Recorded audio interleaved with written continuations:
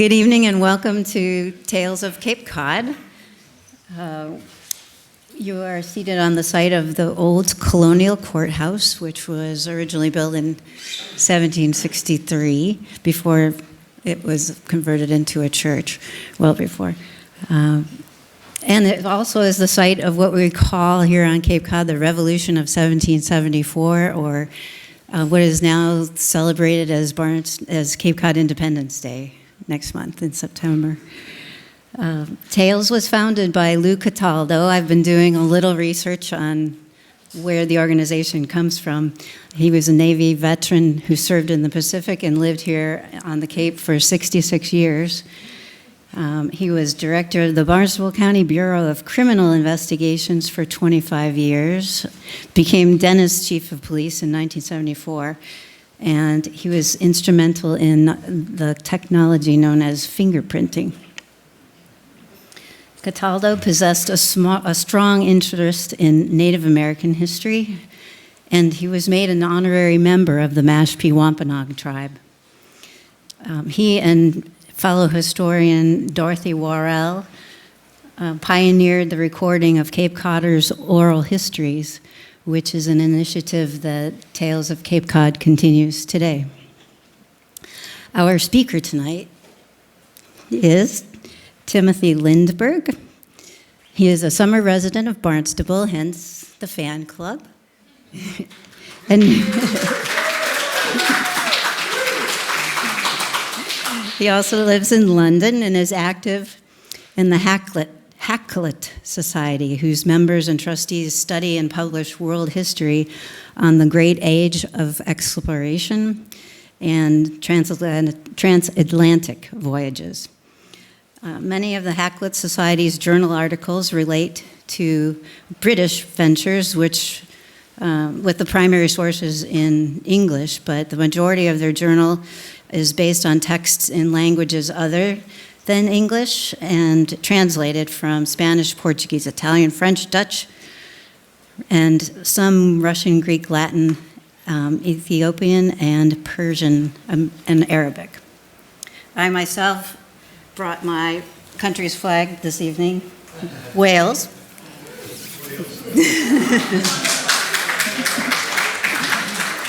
My father grew up in Wales, and he was raised in South Wales and went to school, played football at University of Aberystwyth. So I feel we are neighbors of a sort. I have to read. Many of you history buffs know that the earliest confirmed transatlantic voyages were by the Vikings 1,000 years ago. But who exactly were these Vikings, and where did they go, and why? Did they ever come to Cape Cod? And could the Cape be the fabled Vinland? Timothy will take you on a historic journey of adventure, myth, hoaxes, and Viking hysteria. We will take questions immediately following his talk, prior to the dessert reception homemade by Barnstable Village's own Jude Martin. Are there runes in the dunes? You be the judge. Timothy Lindberg.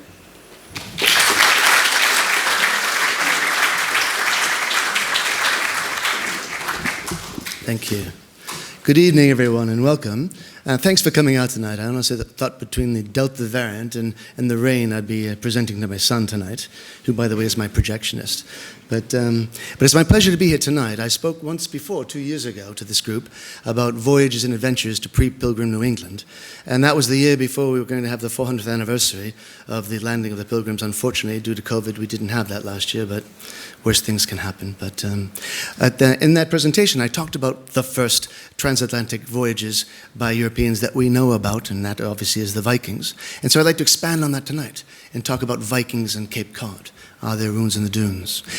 It seems to me, or maybe it's just me, that on television and Netflix, series and movies by Disney, there's a lot of new content available for people to watch in terms of Vikings and the age of Vikings. But for me, I think when you mix Hollywood and history, they make a hash of it. And for me, the truth is so much better. I'd rather trust the truth than some script writer from Hollywood. The fact of the matter is most of you probably know the story of Leif Erikson and the fact that he may have been the first European to walk on these shores and discover America. But how do we know that? Who exactly were the Vikings? How and why did they come across the Atlantic? And where did they go exactly? Did they go to Cape Cod? Are there in fact ruins in the dunes? So tonight, with your indulgence, I'd like to take you on a little bit of a tour, tell you some stories. A true story with no Hollywood hype. A history of people with fantastic theories, a history of amazing finds, a bit of a history of hoaxes, but there's a lot of truth in it as well. But before I start, I titled this Vikings on Cape Cod, Other Ruins in the Dunes, trying to be clever. But first, let's make sure we all understand what runes are. So, to take you back a little bit, the Romans never conquered the tribes of northern Germany. So they never gave them, religion, they never gave them roads, and they never gave them writing. So the Norse, the Northern Germanic tribes, they developed their own script, their own way of writing. And it's interesting the way they did it. They did it in a way that everything was straight, so you could etch. There were no rounds in a simple form. What they would do is they would use those runes to basically label things that were of possession. They would etch the runes on wood, on ivory, on bone, and oftentimes on stones. But you might very well say, I've never seen a rune before. By the way, go back one, Robs. That's my name in runes down below. But the fact of the matter is, you've all got runes. You've got runes on your phone tonight. When you think about it, the 1990s, the Swedish engineers from Ericsson and Intel were trying to think of a name for this new technology that they invented, which united mobile telephones and computers. And they thought of that ancient Viking king who united the tribes of Denmark and southern Sweden, and southern Norway. And his name was Harald Gormson. But because of certain dental imperfections, we know him as Bluetooth. So if you take his name and take the rune for H, and you add it to the rune for B, Bluetooth, well, that's the symbol that's on your phones. You might also say that, runes is kind of a dead script. No one uses it anymore. Well, that's kind of true, but not entirely. It took a long time for runes to die off. I think the Icelandic alphabet still has runes in it. And in fact, in Middle English, for many years, they used runes together with the Roman alphabet in English. Next slide. When you pronounce TH, they use the rune, which came to be known as a thorn in Middle English. And that was used for hundreds of years. But then, when the printing press was invented, it was invented by the Germans in about the middle of the 15th century. And the Germans didn't have a typeset for the thorn. So they used the thing that was closest to it, sort of a capital Y. The rune looked like a P with the top cut off of it. So next time you go to England and you go to a lovely oldie English pub and you see ye old whatever, remember, it's not ye old, it's the old, the Y is a rune. We just forgot how to pronounce it. Anyway, enough of runes. That's too much runic trivia for me. The point I was going to make is simply that if you find real rune stones, you'll know there are real Vikings nearby.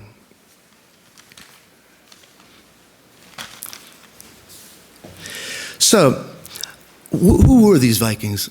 We think we know who they were, but Hollywood basically has given us a sort of a jaded view of who they were. What I'd like to do is take you back in time and really talk about who the Vikings were. It's important for our story tonight not to think of them as just being, pirate raiders and what have you. The truth of it is not quite the same as Hollywood would have you believe. Going back to the old days of the Norse, these people basically seafaring nation. They lived in a small sliver of arable land, in the fjords of Norway and the archipelago islands of Denmark and Sweden. And what they would do is they would plant their crops in the spring, and then some of the men would go off and they would go a Viking, a Vikinga.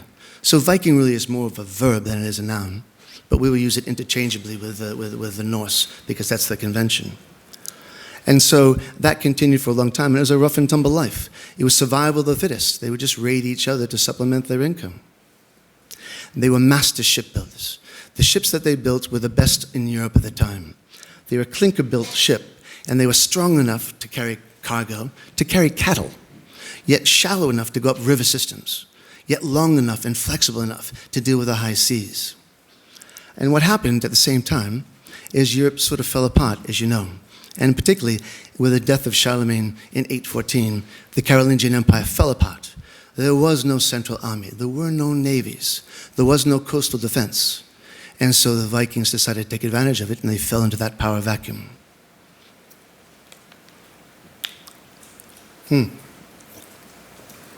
So people generally think of the Viking Age as being from 793 to 1066. Because in 793, that's the first documented time that the Vikings left their home turf and raided abroad. And they raided a very, very venerated monastery on the northeast coast of England called Lindisfarne. And remember, the Vikings, they were pagans. They thought nothing of slaughtering innocent, defenseless monks and taking their gold and silver, because that's what you do. And it was very profitable for them, and it was uncontested. So it continued for many years to come. But what started out as individual raids by small Viking clans, slowly turned into more organized raids, where they put together groups of ships and went after not smaller little targets, but cities and what have you. And as early as 845, they had organized raids. And for example, there was 100 ships that in 845 went up the Seine, scared the bejesus out of everybody on the way. And when they finally got to Paris, they had no intention of taking over Paris. What they wanted to do is just sort of shake them down for a little money. And the weak Carolingian king had no choice. Charles the Bald paid them 7,000 pounds in gold and silver on that one event, which did two things. It made a few Vikings very rich, and it guaranteed that they were going to come back. And they did. And they had their secret weapon, some of you may know about. Some of the Viking warriors had the view that if they took on the power of Loki, who was a shapeshifter, then they could become invincible against the enemy. If they just wore the skins of a wolf or the skins of a bear, then they wouldn't need any protection. They could run in naked and fight, and sometimes they did. They would be hopped up on magic mushrooms and various fermented berries, and they would drive themselves into a state. And they actually killed other Vikings when they're in this state. But because they didn't need any armor, they were just bare-shirted, or bare-shirted, which translates to berserkers. And so we've got the term to go berserk today. It was very effective. My understanding is that sometimes still happens today. Let me go back. But what happened is that these raids, there's only so many times you can shake someone down. And so they turned from raiding to trading.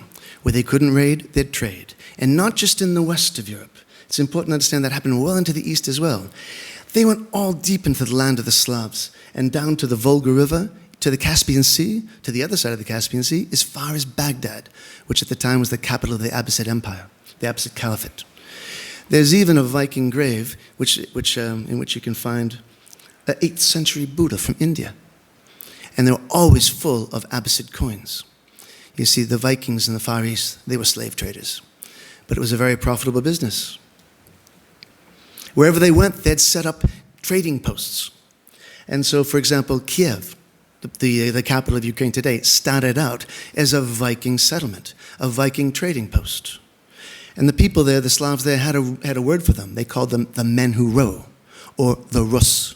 So today we have Russia, which is basically derived from the Viking traders of that time. They went down the Dnieper River, across the Black Sea, and onto Constantinople, the most powerful city in Christendom, which they called Miklagard, the great city. But of course, that was a bit too big a city for them to swallow. But the emperor at the time was called Basil II, or Basil the Bulgar Slayer, as he'd like to be known. He noted how good they were at fighting and how organized they were. So he hired them. And he hired them to be his personal guard and to be the vanguard of his army. And so we have the famous Varangian Guard, which protected Byzantium for 400 years, started by the Vikings. And their trading routes went all the way through the Mediterranean up the other side. They encircled Europe with their trading routes. So we think of them as raiders, but really they were a trading organization. There may be some people here tonight who are descended from Irish stock, in which case you would know that the city of Dublin started out as a Viking trading post, and in fact was ruled by the Norse for many, many years. In the north of France, they made such a nuisance of themselves that the weak Carolingian king said, here's some land, just take it, but stop raiding us. And he did, and Rollo the Walker was given a slice of land. And then the Latin word for the land of the Northmen is the Normandy. Hence we have Normandy. But nowhere were they more important and had more influence than in England itself. Great swaths of England, you may know, were ruled by the Danes, by the Norse, for hundreds of years. They had their own law, and it was fought over between the Anglo-Saxons that were there and the Danes and went back and forth. But eventually, it became part of Denmark and Norway. In King Canute's great North Sea Empire. So the raiders were now the rulers. You know, everybody knows that in 1066, people say that's when the Viking period ended.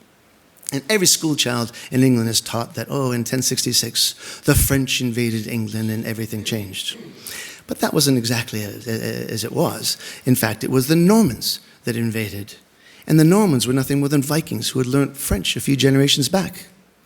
And the English king at the time, Harold II, well, his mother was Danish. His cousin was king of Denmark.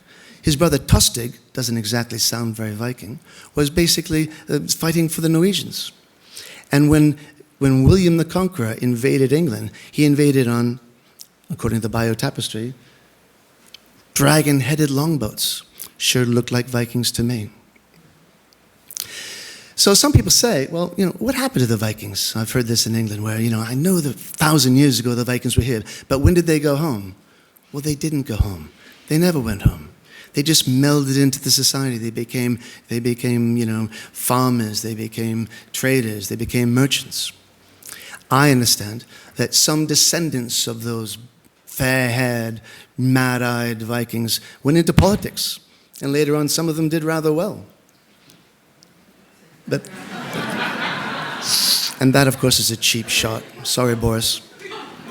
No, I'm not sorry, actually. Go ahead.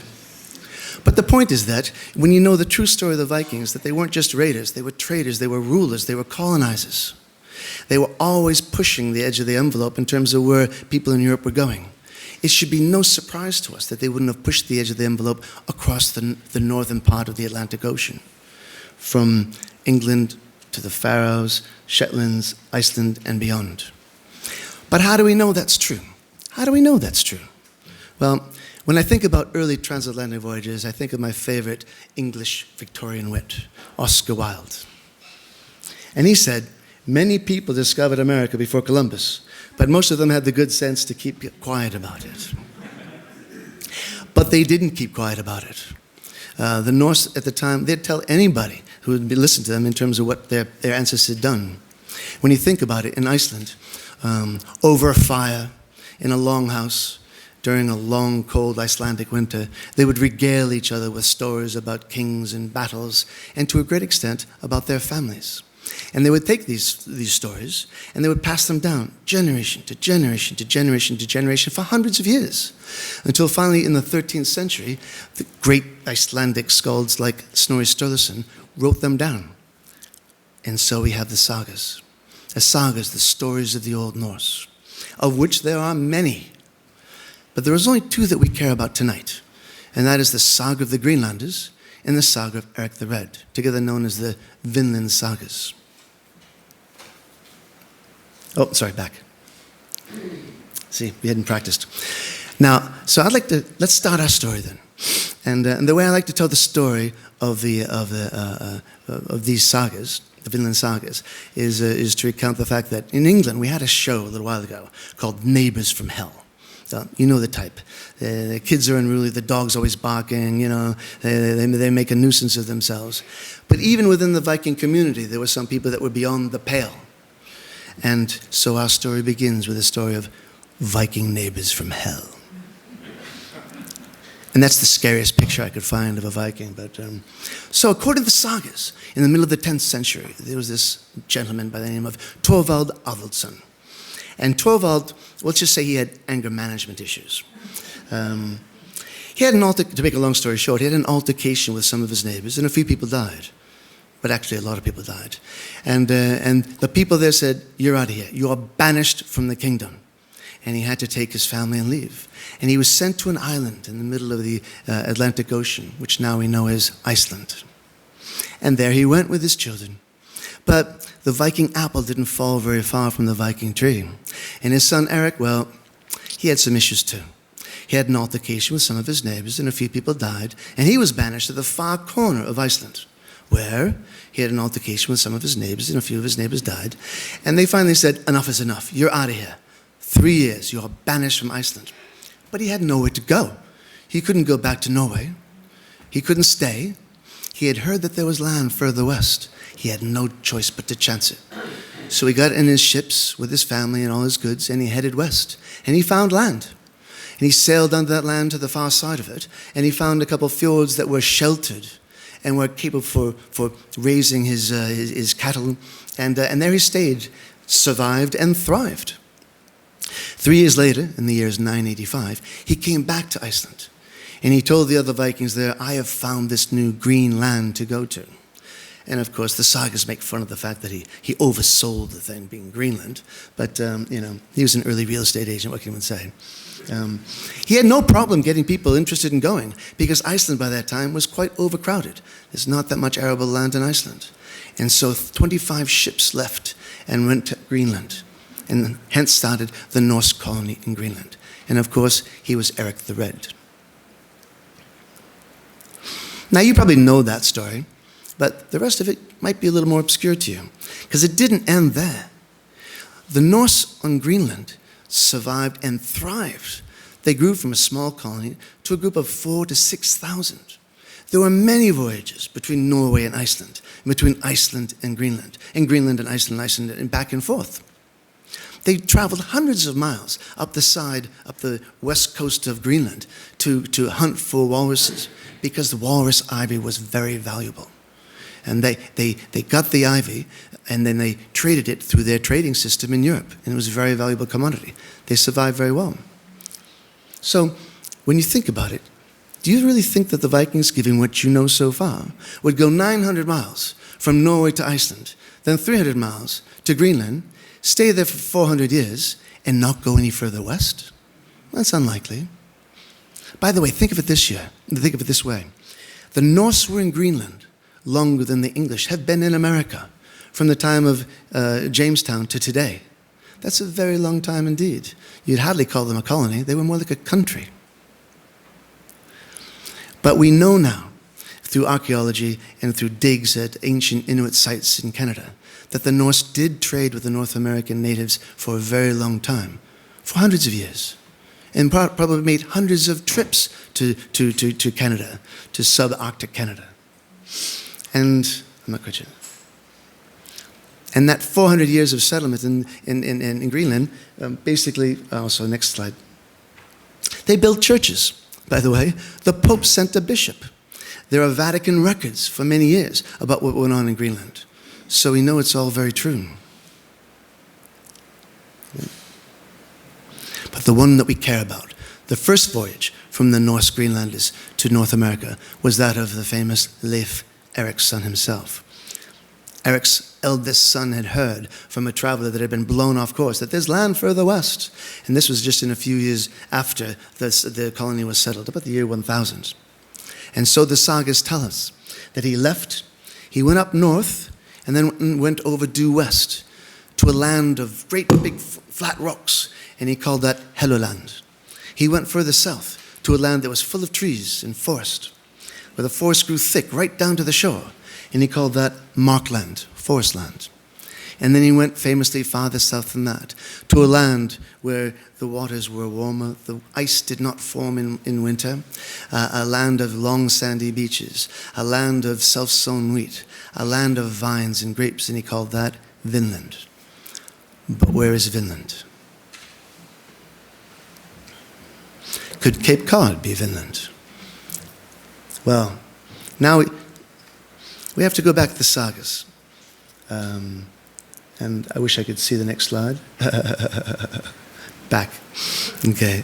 For many years, no one really believed these sagas. Because after all, they thought that they were just myths. They thought they were Norse myths. Well, after all, the Greeks have their myths, Jason the Argonauts. Well, the Norse have their myths, Eric the Red.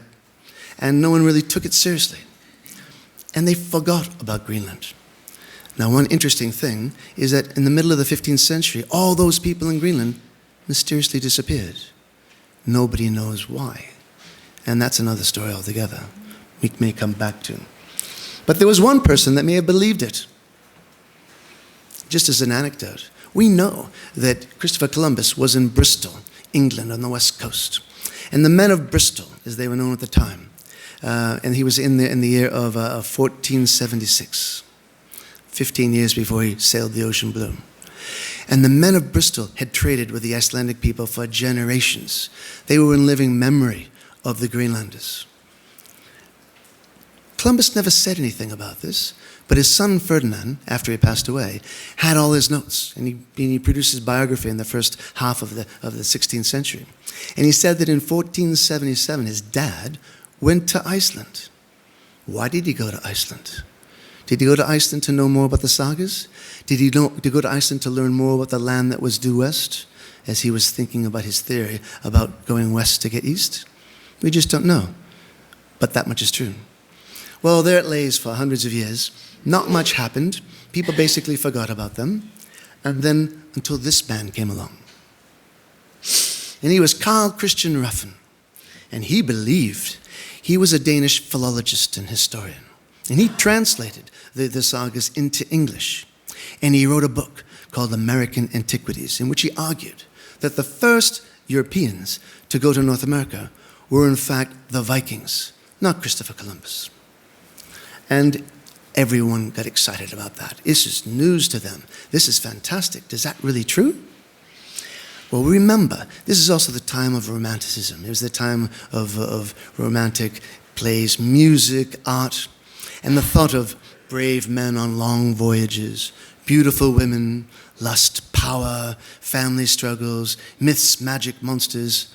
Well, I'm told that's still popular today. But it caught the popular imagination. And he started what's commonly thought of as being the Viking revival. And a lot of people were brought in on that. And they believed it. It was interesting for the Europeans, but particularly interesting for people here in New England and in Boston. And there was one famous Bostonian, a famous poet, who believed what Ruffin was saying. He had studied Scandinavian languages when he was in Europe, and he was a true believer. And his name was Henry Wadsworth Longfellow. In fact, about that time, just off Cape, there was this incident where a body was basically washed out of a riverbank. And the interesting thing about this body is that he looked like he had armor on. He had a breastplate. He had chain around his waist and around his neck. And Carl Ruffin basically said, well, obviously, that's not a Native American. They don't wear coats of armor. That must be the body of an ancient Viking warrior. And Wadsworth took up the challenge, and so he wrote his famous poem, The Skeleton in Armor, in which he argued that there was this ancient Viking of old, and he wanted to marry the beautiful daughter of the king, but was denied. So he whisked her away across the Atlantic. He built her a round tower in Newport, Rhode Island, and la la la la. And it captured the popular imagination and only added to this Viking revival. But there's another person came on the scene as well. And a neighbor of Longfellow, a fellow teacher and resident in Cambridge, was Professor Eben Horsford, the professor of applied science at none less than Harvard University. And he applied his science. He invented a new kind of baking powder, started a company, sold the company, had a lot of money. So here's a man who was very well respected, who had time in his hands, and who had the ability to basically solve the problem. And Wadsworth Longfellow convinced him to do so. He said, I'll take it upon myself. I will analyze these sagas, now translated into English. I will look at the coastline of North America, and I will see where Leif Erikson actually went. What I didn't say is that the sagas are kind of funny because the Vikings never drew maps. But in the sagas that were passed down generation over generation, they were very detailed in how they explained where they went. They were very big on topography, the flora and fauna, how many days sailing it was, how high the sun was in the sky. It's really quite detailed. So Horsford thought, I shall apply my superior intellect and work this out. And that's what he did, sort of. He drew a map, and I have that map, so I'll show you. Well, ladies and gentlemen, it's true. Leif Erikson came down from Nova Scotia and he landed on Cape Cod. He landed on Provincetown, according to Professor Horsford. Now, if you think it's curious that where the Pilgrims first landed is also where Leif Erikson first landed, well, I'm sure that's just coincidental. But Leif, not finding it a suitable harbor, headed west. And he came across a big harbor with islands outside and a navigable river. So he and his men rowed up that river, the first Europeans to row in the Charles. And he went up the Charles for a few miles till he found a safe place to pull his longboats out of the water. He picked Cambridge, Massachusetts. Now, if you think this professor from Harvard, after analyzing the sagas in great detail and studying maps, came to the conclusion that Leif Erikson went to Cambridge, Massachusetts to basically start his colony, well, I guess that's just coincidental. But things got curiouser and curiouser. He also decided to go into amateur archaeology. So he went to a plot of land not far from where he lived, and he started digging. And lo and behold, he found an old foundation. And he dug around that foundation. It was a home. It had a hearth and other little bits and bobs that he found there. And he declared, I have found Leif Erikson's house. So not only did Leif pick Cambridge for his colony, he and Eben Horsford were neighbors. And if you think that's funny, it would be very weird if you went to onto the grounds of the Mount Auburn Hospital and saw this plaque. On this lot, in the year 1000, Leif Erikson built his house in Vinland. You might be thinking, who's joking here? What is this all about? But such was the influence of Horsford. People believed it. And it influenced the architecture of Boston. Have you ever wondered why the Longfellow Bridge over the Charles River is built on Viking longboats? Have you ever wondered why the Weld Boathouse at Harvard is festooned with Viking memorabilia? In fact, a lot of the buildings that were built at the turn of the century had paid homage to Boston's Viking past. Such was the influence of Mr. Horsford. Have you ever gone down Commonwealth Avenue, heading toward Fenway Park, and met this gentleman? None other than Leif Erikson, gazing out over the Charles River where he once rode, looking more like a Roman god than a marauding Viking. Once again, the influence of Professor Horsford. It got even weirder than that. He actually claimed that Leif Erikson had 3,000 Vikings come to Cambridge. They built great cities, and it was the start of the legend of Norumbega, first mentioned by Verrazano in 1524. And he was off the rails by then, and people really didn't want to go with that. But anyway, it was an attempt, and it did influence people's minds. But what is the real evidence? What is the real evidence? Well, most of you will know that about 60 years ago, a husband and wife team of Norwegians basically traveled up and down the coast of New England and southern Canada, looking for evidence of Norse occupation. Helga and Anastina Ingstad. And indeed, with the help, fortuitous help, of a fisherman in the northern part of Newfoundland, they found Landsomedøen. They found the original foundations, and after more than a dozen years of painstaking research, they proved beyond a doubt that this was a Norse settlement. So the Vikings were in North America, and we know it. They found spindles, they found brooches that the Vikings used, and they found that they actually made iron there. But there are a couple things that you should know about this Landsomedøen. One is that Well, it wasn't the way the Vikings usually made their settlements. They would find some sheltered place. They'd find some sheltered place where they could pull up their longboats, and they could have running water, and they could have some field to graze their cattle. There was none of that at L'Anse-aux-Meadows. It's right on the edge of a cliff. Basically, the cold wind from Labrador is blowing into them. But what's good about it is anyone traveling down from the north would see it. So the thought is now, there aren't any grapes in northern Newfoundland. And if you want to believe the sagas, and Leif Erikson named it Vinland because there were grapes there, well, that doesn't really comport, does it? But the killer was the next thing, the humble butternut, or white walnut, which they found at the site. And there's no way butternuts grew at L'Anse-aux-Meadows, ever, anywhere near it. So the Vikings must have traveled further south. But where did they go? Could Cape Cod be Vinland? So let me tell you a couple stories. And please, at this point in time, keep an open mind, because it's not good to shut down too early. Some of these can be fantastical, but one never knows. The first story I want to tell you is one that took place in Provincetown.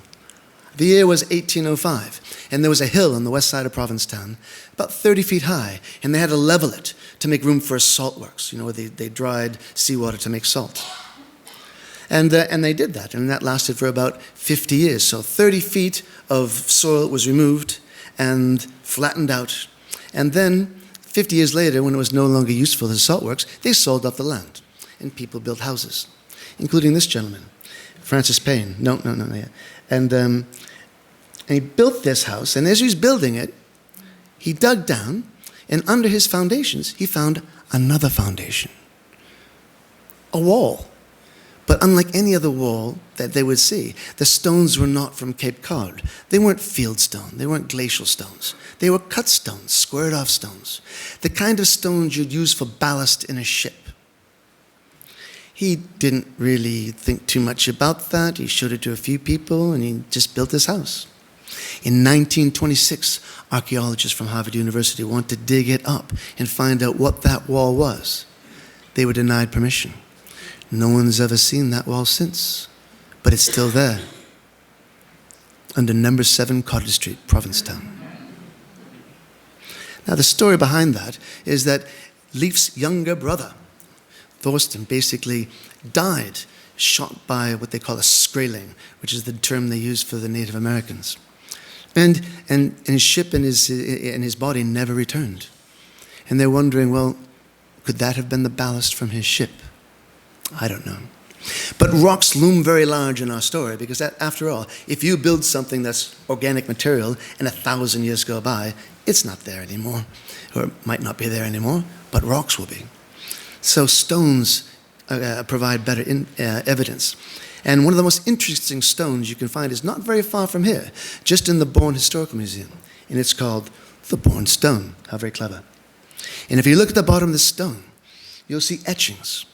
They certainly do look runic. This is not a hoax. This stone has provenance. We know that this stone was used as a doorstone to one of the Native American praying houses back in the 1680s. And the Native Americans didn't like the writing, so they had the stone face down on the ground. When the praying house wasn't needed anymore, the stone went back to the Native American community, where it stayed until about 1930, and then it was given to the Bourne Museum, where people could really look at it. And many people believe, majority of people think, there must be something runic about it. But it's difficult to translate. And to be honest with you, there are more theories. There are as many experts as there are theories in terms of what this is. Some people think it's Phoenician. I've heard someone thinks it's Chinese. I don't know how they got that. But it has yet to be discovered in terms of what those markings mean. And it sits right over there in the Bourne Museum. And there's another, even more famous stone that you probably have heard of, and that's the stone at Dighton Rock. And Carl Riffin basically said, these are runes. These are runes that have been written over the centuries. It's right in the river, in Taunton River, and to this day, no one really knows what those markings mean. And if they're runes, they're not translatable.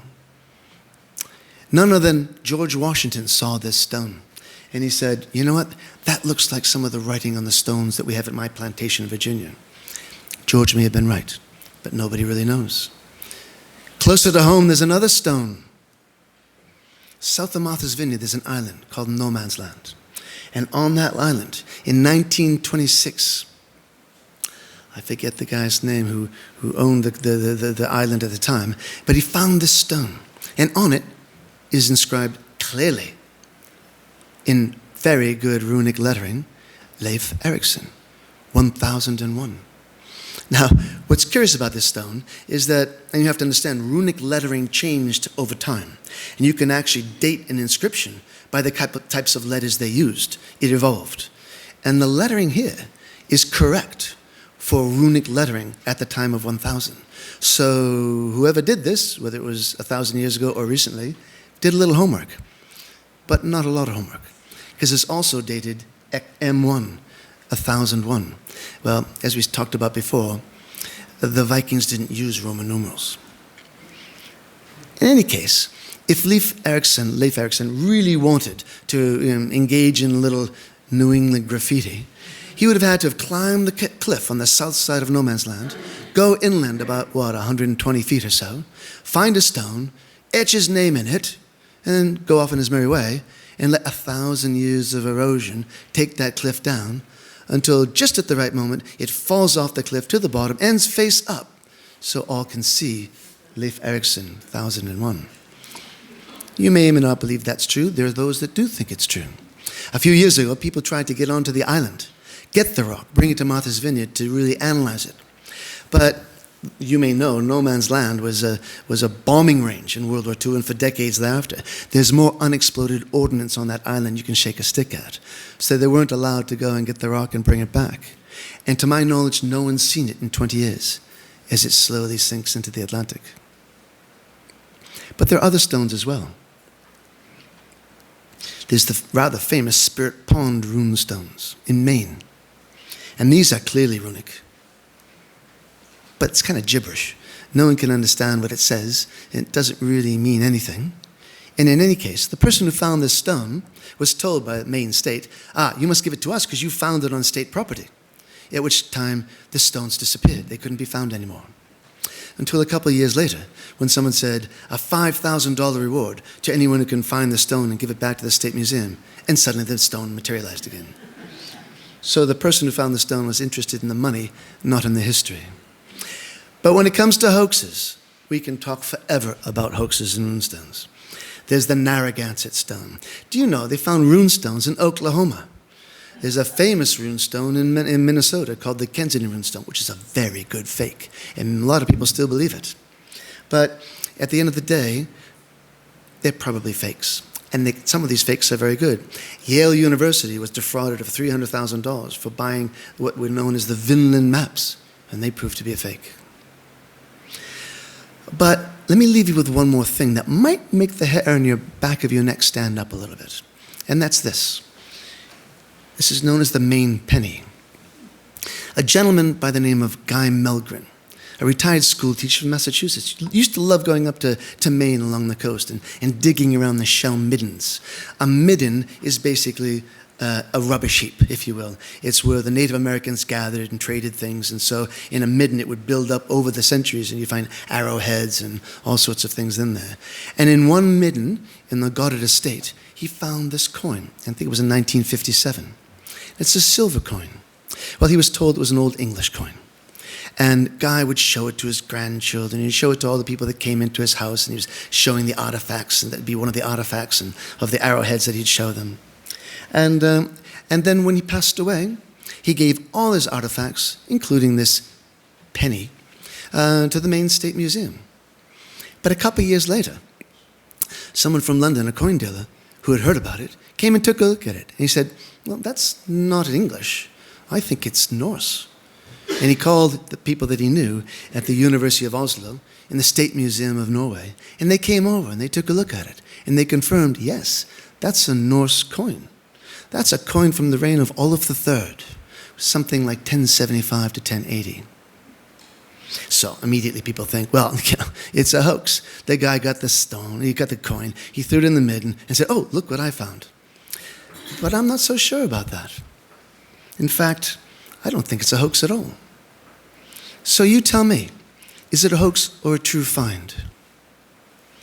Guy Milgram never profited from this discovery. He never sought fame.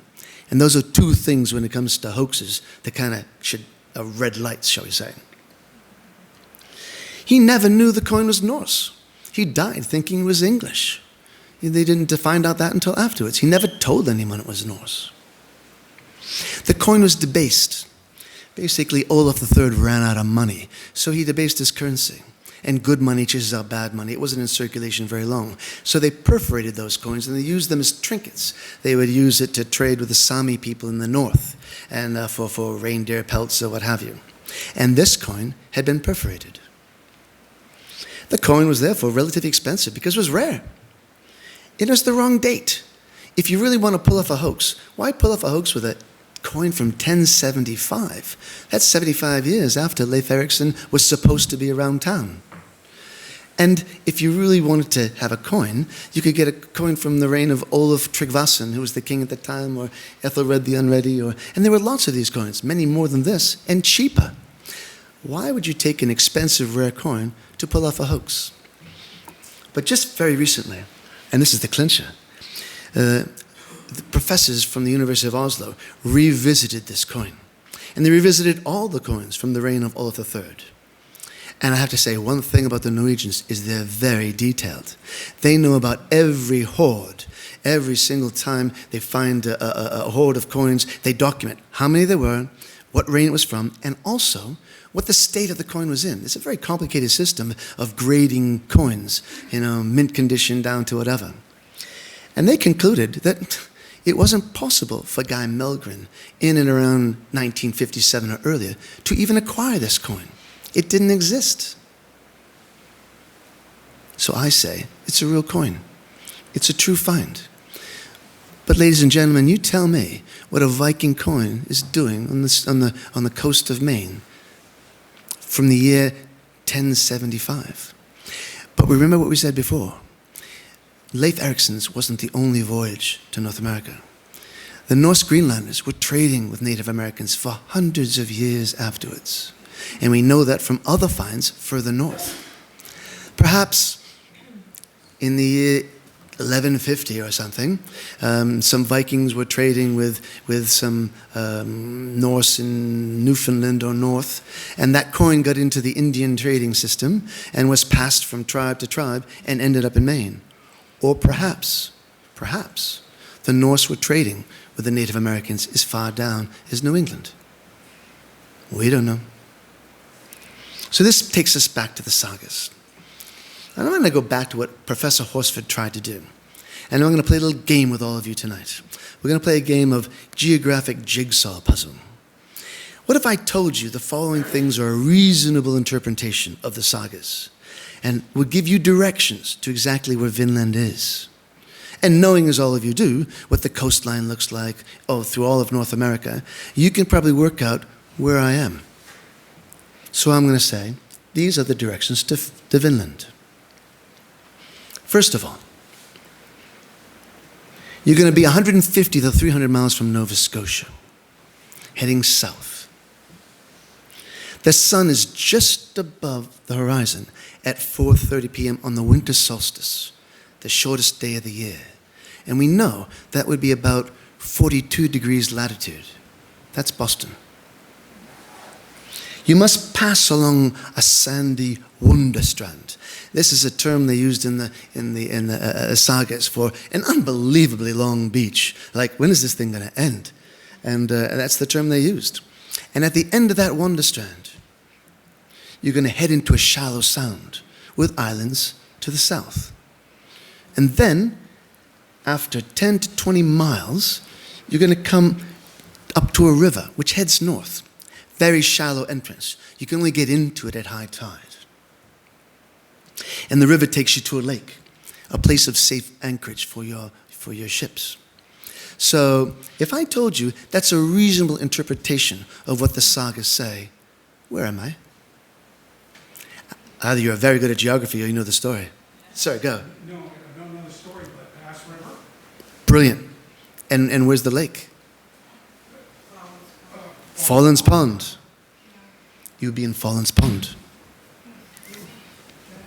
Well, if that's a reasonable interpretation of the sagas, that would take you to that spot. And that's exactly what a guy by the name of Frederick Pohl thought about 70 years ago. And he went there thinking that this is a good place to look around. And this is his detailed map of what he found on the south and west side of Fallen's Pond. And there are three things that excited him. One is its fit with the sagas. And secondly, oh, by the way, he wrote this up, and it was so convincing that the New York Times said, finally the mystery of Vinland is solved. Here you go. And he thought it had a good geographic fit with the sagas. Maybe true, could be other places, but we'll see. And he also found mooring holes. So you have to know that the Vikings didn't anchor their ships.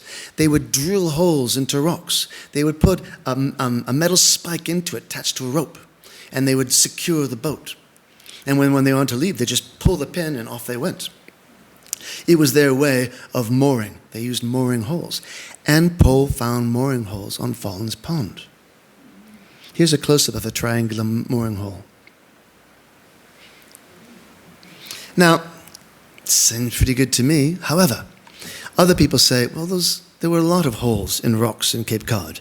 They went up there in the early 1900s and they blasted those stones because they needed them for the breakwater at the mouth of the Bass River or for the bridge that went over Bass River. I don't know. You tell me why they're triangular and not round. Leave that as an open point. And he also found something else that excited him. And that is he found a ship gully. So on the southwestern part of Fallen's Pond, there's a natural gully running from the lake, which at high tide you could pull a ship into, and it could be 50, 70 feet long and fit into this natural gully. And in the middle of the gully, along the keel of a boat, there were posts driven into the sand, seemingly to support the weight of a ship. And he was very excited about that. But needless to say, there are a lot of other people that checked up on Frederick Pohl's ideas. They looked at it, and they said, well, it is very old, but these post holes are probably from the Revolutionary War, not from Vikings 1,000 years ago. Pohl kept to his story, because he said, well, they may be support pillars from the Revolutionary War, but there may have been pillars even earlier than that. But having said that, if you don't know how to get there, I can tell you how to get there. As you go heading east and you go across Bass River, look to your left. That's Fallen's Pond. And if you get it from the old exit 9, by the way, why did they change the numbers of all these exits? But if you get off the old exit 9, and then you get up and you go to Saga Road, and then you take a left, and then you go to Thorvald Drive, and then you take a right, and you go to Leif Erikson Drive, and you come to the corner of Vinland Drive and Viking Drive, and you keep going on, and then you find yourself at Vinland and Norseman Road. Obviously, the real estate developers at the time were so convinced that this was true, they bought up the land and named all the streets in anticipation of selling houses that were near the original place of Leif Erikson's. Anyway, there's one other thing I want to mention, and that is if you take the sagas literally, remember, and if you want to believe that the Vikings came to Cape Cod, we don't exactly live on a rock here in Cape Cod. It's changing all the time. Have you ever kind of, gone to a beach and said, something changed last year, but I'm not quite sure what? It's changing all the time. When the pirate ship the Widow went down in 1717, it went 500 feet off of shore. When they found it in 1984, it was 1,500 feet from shore. It's changing all the time. And with the help of my son, he put together this little clip from 1984 to today. And I want to show you what's happened at Chatham. It's like ice cream melting off of your elbow.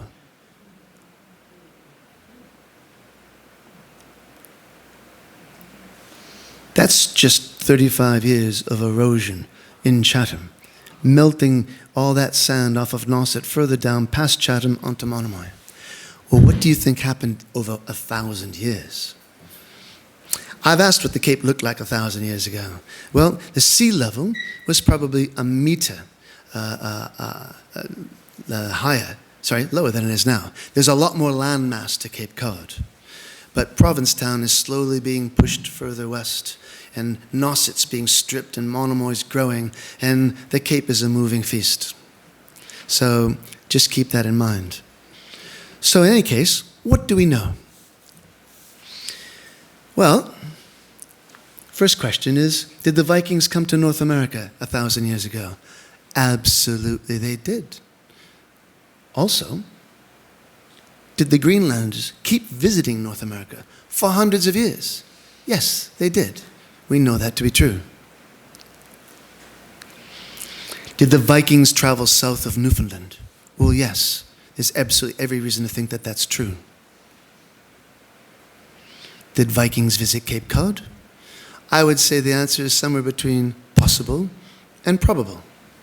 But is Cape Cod Vinland? Well, we may never know. Thank you very much. Oh, no. I want to say one thing. That, if you're feeling enthused, if you're feeling driven, and you want to kind of get in your car tomorrow and drive up to P-Town and look for ruins in the dunes, I'd have two pieces of advice for you. One, you might want to curb your enthusiasm, because in 400 years in Greenland, they've only found less than 40 runestones. And secondly, if that doesn't bother you and you still want to go up and look for ruins in the dunes,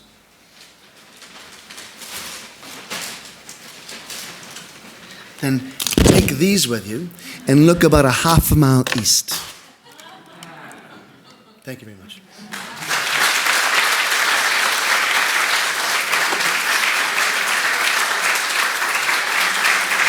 One hour.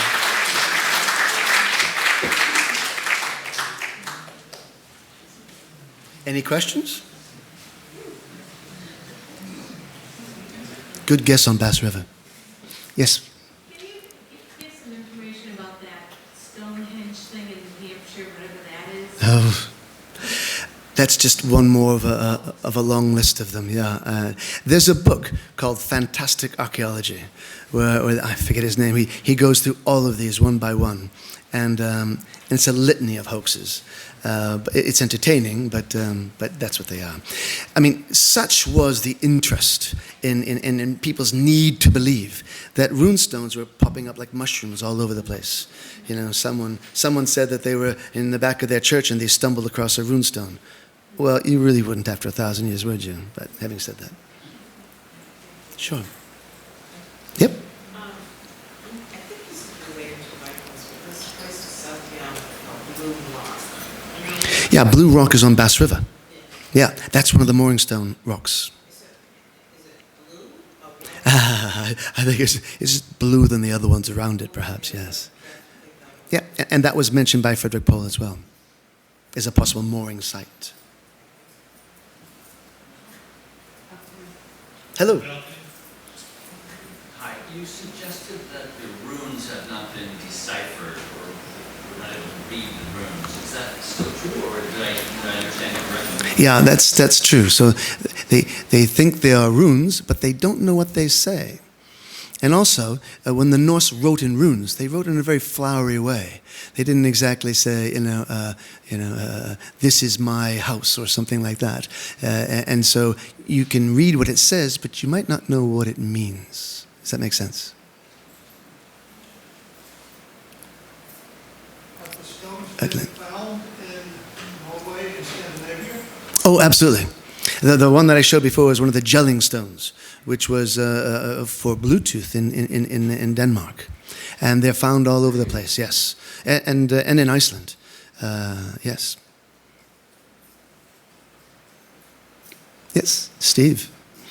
I'm not sure I understand why there's a lapse in the linguistic histories between the runes and later. There's no similarity in any other kind of language. Script. Script, yes. So- Nowhere. Yeah, no, Much time nobody's looked into they actually think that it might have been derived from an earlier Greek script, but way predating Romans. What I've read is it could have been related to an earlier Greek script that was then sort of morphed over time into what we now know as runic. But as I said, it also evolved over time. There's Old Futhark, New Futhark. It's called Futhark because that's how you pronounce the first 6 letters of runic lettering. And so it's as it morphed, it became possible to date it. But where it came from and how it started exactly, they don't know. Steve. Hey, neighbor. So, everyone that I spoke with, except for one person, coming into this session tonight, thought there was a typo in your title. The ruins. Yes, and I'll bet it's a big part of the audience here tonight. I know who thought that.